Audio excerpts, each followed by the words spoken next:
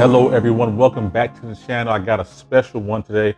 Now it's special to me and it might not be special to you, but just bear with me and hopefully I can sway your mind just a little bit. Now I told you before, in this sneaker YouTube game, if you're not first, you're last. If you're not early, you're really late. Now this shoe came out, I believe, March 19th, so we're already a month past, or well beyond a month past the release date. But it was one of those ones where I knew I had to have it. I have been talking about it for a long time, and if you clicked here, you're probably a little bit curious about it too. So ladies and gentlemen, I'm pleased to present to you the Air Jordan 1 Rebellionaire.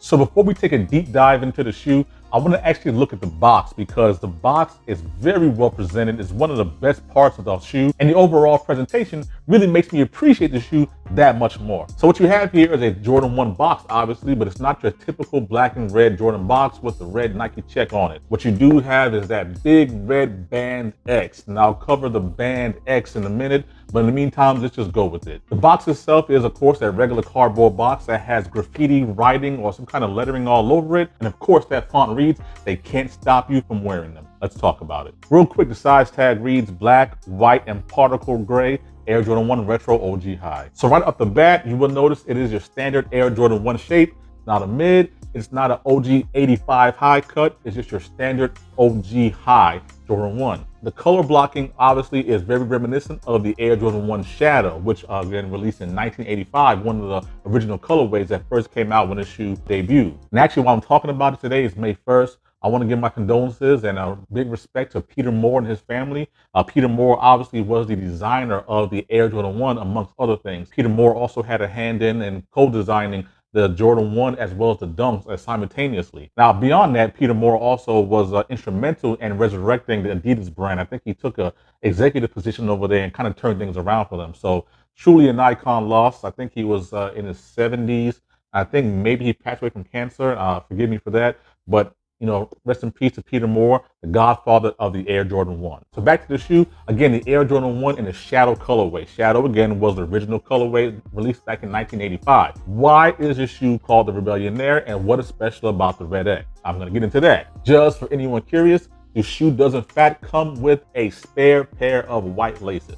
On the shoe itself, the material is actually pretty nice. It is a real leather shoe. It is not a patent leather one. So for everyone thinking that this shoe is like the reimagined Breads or the Fearless Jordan 1s, this shoe is not that. It is real leather, and the leather is actually pretty nice. It's almost like a worn baseball glove, you know, a very worn, taken care of baseball glove. So the shoe lettering itself is like a screen printing. So it really does give a nice aesthetic to it while not degrading the leather underneath. Particle gray sole with a radial traction pad, white midsole, gray and particle gray upper, gray swoosh, black ball and wings logo. Black nylon tongue with a black Nike Air tag on it. Nothing special about the insole, it's just a black insole with white Nike Air on it. Now again, the lettering reads, "They can't stop you from wearing them." And probably the most intriguing part of the shoe that I mentioned earlier is the red band X. Now, why the red band X? If you haven't heard it already, I'm gonna tell you again. So back in 1984, during his rookie year when Jordan was set to debut the Nike Air Jordan 1, he was actually wearing the Nike Airship. Now the Airship came in that black and red, what we call red colorway. Now the problem with that particular shoe was it was a non-conformist shoe. The shoe did not conform to NBA standards. The first of which is that the shoe must match your uniform. Now in this particular case, black and red, no problem. But also in that particular case, the shoe must match the teammates' shoes around you. Now, most of MJ's teammates around that time were wearing white and black or black and white shoes.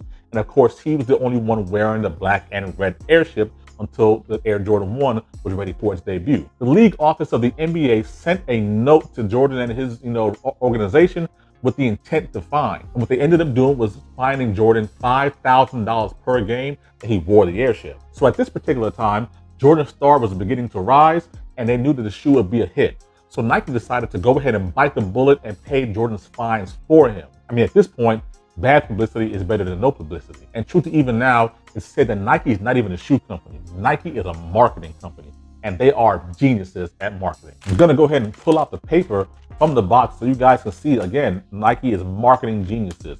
These are, I believe, frames or stills taken directly from that ad where the shoe was actually banned. As you can see, Michael Jordan's wearing the, I think this is the bread ones, so the Airship.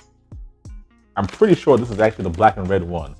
And as you can see, this is stills coming all the way down until you got that, band.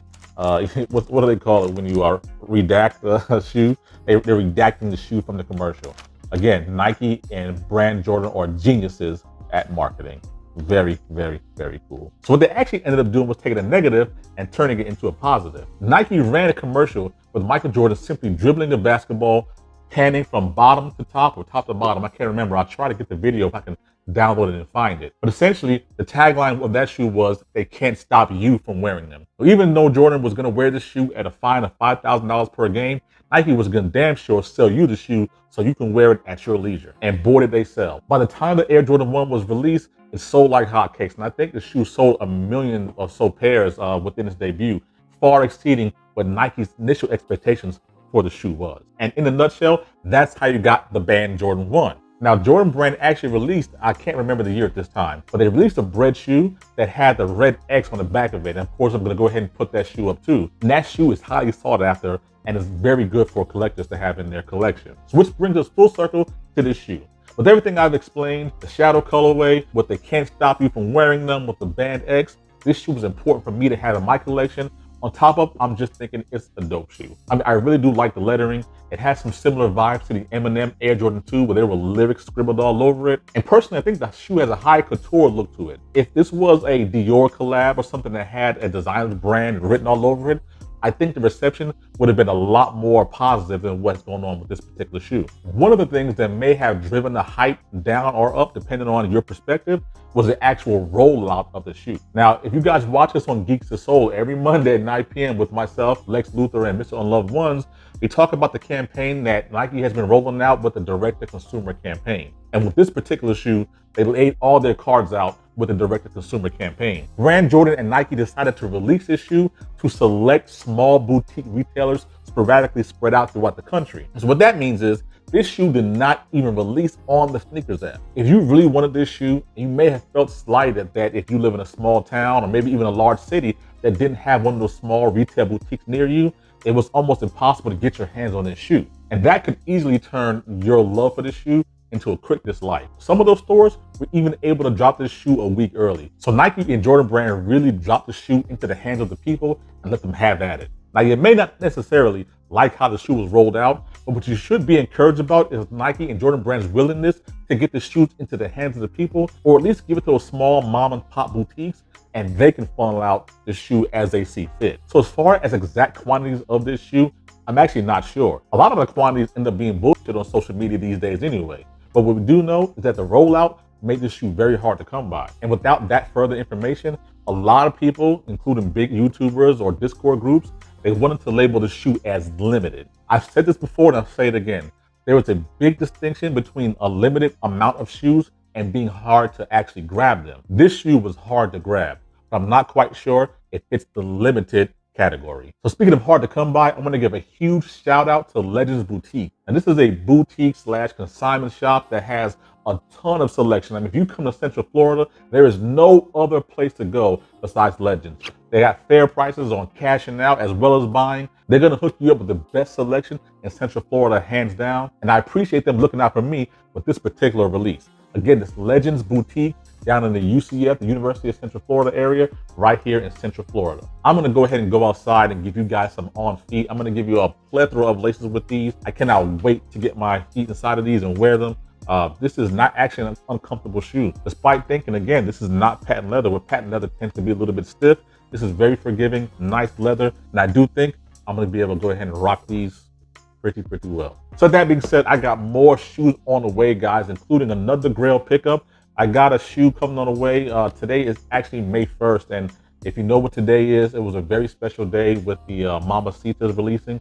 And I got a special little video coming on the way detailing that pretty soon. So thank you guys for joining me. I'm about to go outside. I hope you enjoyed the B-roll. This has been the Air Jordan 1 Rebellionaire, and I'm out of here.